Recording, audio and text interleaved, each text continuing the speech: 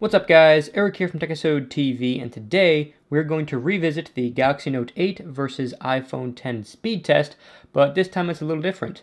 I factory reset both of these on the exact same day, November 3rd, and I have since been using each of these as my daily driver. So sometimes it's the Note 8, other times it's the iPhone X, but I tried to use both of them the same amount of time in the past 4 months. And now that it's been about 4 months, we're going to see how these devices hold up over time as far as speed goes. Do they get any slower? Do some of them get faster with updates? That's what we're going to find out. Now there's a lot of things I've done to these devices to make this as fair a test as possible, and if you want to see the full list of everything I've done, check the pinned comment in the description that has everything listed.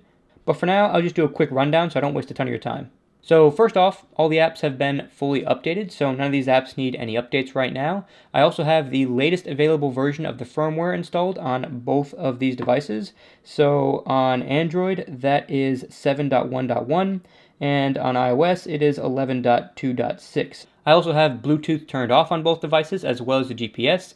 Both of them are set to their max resolution. All of the power saving features are turned off. There is no SD card in the Galaxy Note 8, and neither of them has a SIM card in it right now to make sure that neither phone is trying to access the network or pull down messages or do anything that's going to slow it down.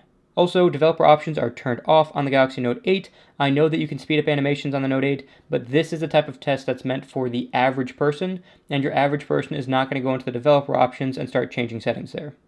With all those disclaimers out of the way, let's go ahead and get these tests started. The first one is a boot test, so I'm going to go ahead and hit the power button at the same time, see which one boots up fast. So here we go now. Hold the power button till the screens turn on, so that one's on. There we go, there's the Apple logo. Now, honestly, I think that boot tests are kind of dumb. I know a lot of people want to see boot tests, so that's why I'm including it here. But how often do you really boot your phone? Not often. It's not like it's one of those things where, you know, the few seconds difference you're probably going to see here isn't going to be a game changer for you in the morning. Like if you, I got to boot my phone up. Oh man, this one doesn't boot as fast as the other device. I'm so upset about that. So as you can see, the iPhone did boot faster than the Note 8 by a few seconds there. So if that's something you're interested in, there it is. So next we're going to run Geekbench 4 on these devices, and the purpose of this is I want to see if these devices got faster with the firmware updates or if they got slower with the updates. So let's go ahead and run the benchmarks now. So CPU benchmark and run benchmark on both. There we go. So I'm just going to let these run and we'll be back in a minute. While this Geekbench test is running, I just want to explain how I do my speed test really quick for those of you who are new to the channel. So a lot of times you'll see people do speed tests where they open up like 6 or 7 different games and then they export a bunch of different videos and they render a bunch of different things. And they do a lot of super processor intensive things that no one's actually going to do. I don't know anyone who's actually tried to open up more than 2 or even 3 games at a time, so opening up 6 at a time doesn't really tell you too much about how well a device is going to perform for day-to-day use. It definitely tells you which one can hold more games in the RAM, which is useful to a point, but this video is going to focus on opening applications that you use every day. Things like notes applications, calculators, social media applications, stuff like that.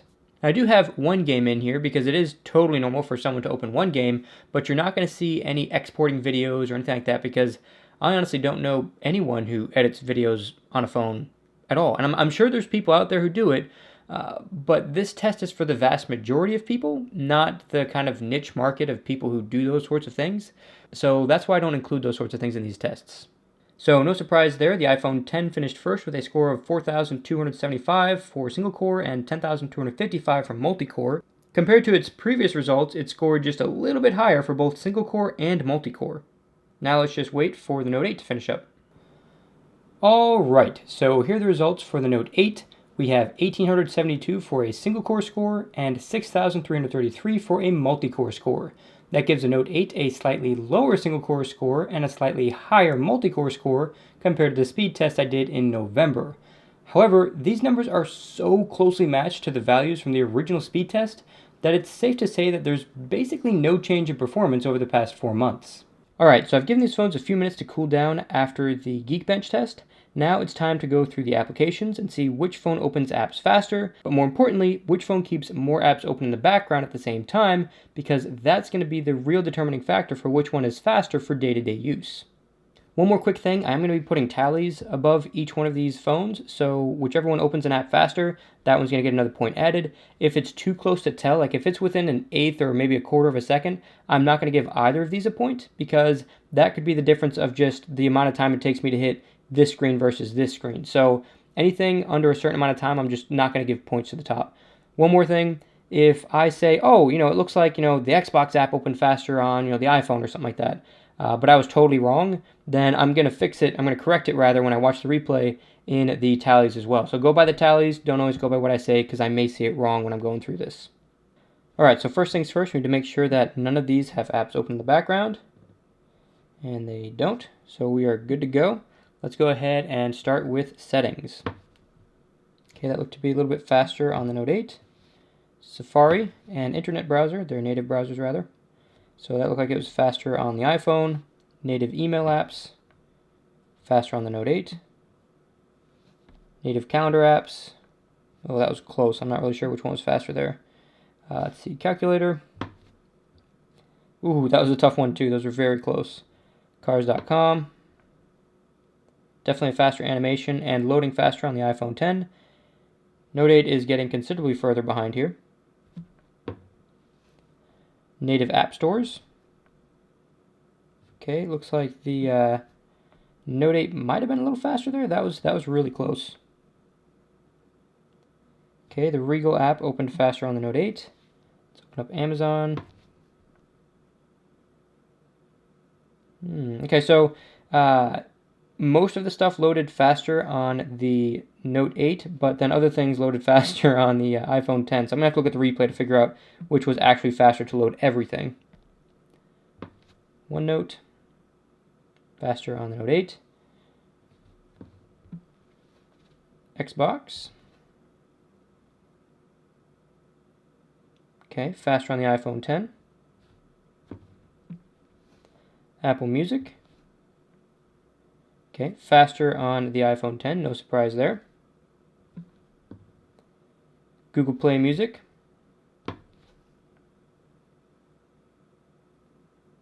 Ooh, I think, I'm not really sure. I gotta watch the replay for that. I'm not sure which one finished loading all of the icons first. Bible app. Okay, so the iPhone 10 started to load information first, but the Note 8 finished loading the information first. To-do list. Okay, it looks like that was faster on the Note 8. Excel. Faster on the Note 8. And we are up to StockTwits. This is like Twitter, but for stocks. Faster on the Note 8. Oh, okay.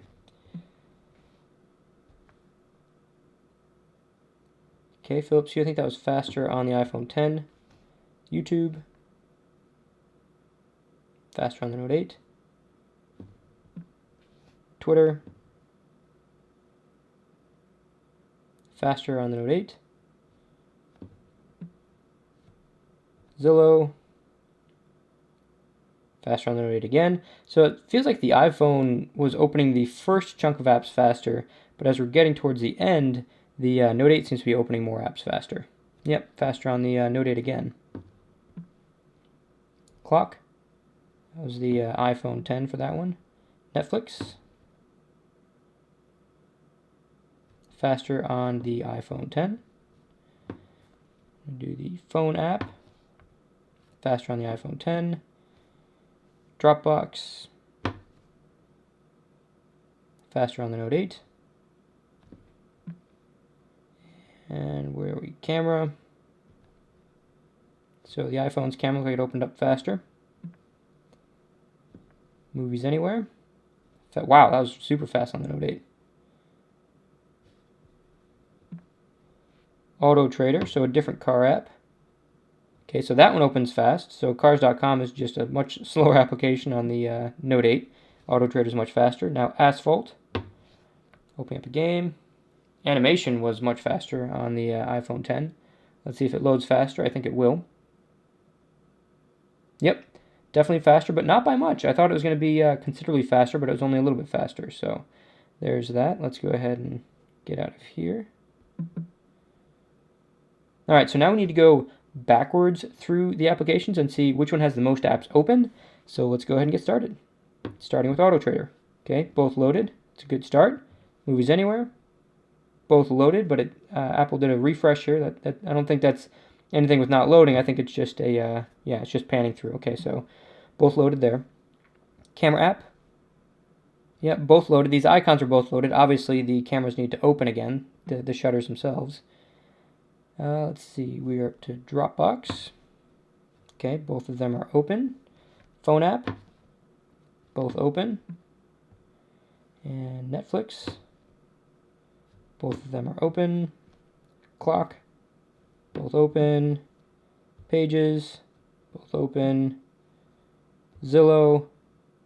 Oh, wow. Okay, so we've got a reload for Zillow. So far, the Note 8 has less reloads by just one. We'll see what happens if we keep going. Twitter, both open. YouTube, both open. Philips Hue bulbs. We get another reload on the iPhone. StockTwits. Okay, both open. Excel, another reload on the iPhone. To-do list, yet another reload on the iPhone. Still no reloads on Note 8 as far as I could see. I'll watch the replay again just to make sure I didn't miss any. Bible app, both open. Play music, both open. You can tell though here that the apps that the iPhone does still have open in the background do open faster than the apps that are already open on the Note 8. So the animations are just quicker on the iPhone 10. Okay, another reload for the Xbox app. And go to OneNote. Another reload for OneNote. So as you can see, the iPhone 10 needs to reload a lot of applications. Not so much for the Note 8. So let's go to Amazon. Nope, still loaded there, although it did load a new ad. Let's see, Regal Cinema. Still loaded on the Note 8. We've got another reload on the iPhone 10. And we're going to go to, let's see, native app stores. Okay, another reload on the iPhone. And we're going to go to cars.com. Another reload on the iPhone. And we're going to go to the calculator. Those look like they were both loaded. Let's see, calendar. Yeah, is that where we are? Yeah, calendar. Okay, looks like maybe those are both loaded. I don't know. The iPhone might have had to reload that one. I'm not sure. I gotta check the replay. Email app. Both already loaded. Let's see, native internet browsers. Both loaded, but this one did blink. So I don't know if that was a reload. I'll check the replay, but I don't think so. Let's see, and settings. Okay, reload on both of them. Now, moment of truth. Whoops. Moment of truth is Asphalt 8 loaded on both of these. So let's see if we can go back and open this up. And it's loaded on both of them. Wow, okay. So great. So the iPhone seems to be a little bit selective on which apps it keeps open. My guess is that Apple's doing some kind of a thing where it kind of guesses which apps you want open the most and keeps those open in RAM and kind of gets rid of other ones as it needs to. But I think it's pretty clear to tell from this test right here that the iPhone 10 is still a slower device compared to the Note 8. Now, it can open apps faster. When you first load apps, there's definitely times where the iPhone 10 is going to open apps faster. But because it has to reload so many more applications than the Note 8 does, on your day-to-day use, when you're bouncing back and forth between all these applications, the Note 8 is going to feel a lot faster because you're not going to have to be reloading any applications.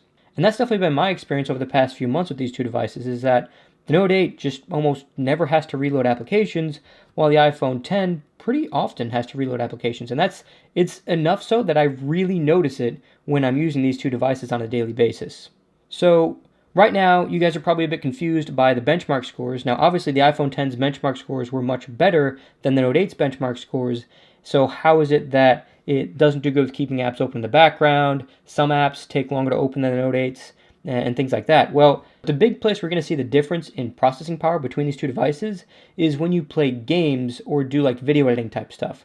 The iPhone 10, because it has a much stronger processor, will be able to render things faster, and it'll also be able to add more effects to games. So your game will run smoother. You'll probably get higher frame rates on an iPhone 10, stuff like that. So if you're big into gaming and you want like the best frame rates and the best graphics that you can get, the most detail in the game, the iPhone 10 is still probably going to perform better than the Note 8. But if you just want the phone that's going to feel the fastest and just be the fastest for just day-to-day use for normal tasks, then the Note 8 is still the winner. Like the video if you liked it, share it if you loved it, and subscribe to see my upcoming Galaxy S9 coverage. That's it for this Techisode. I'll see you guys in the next one.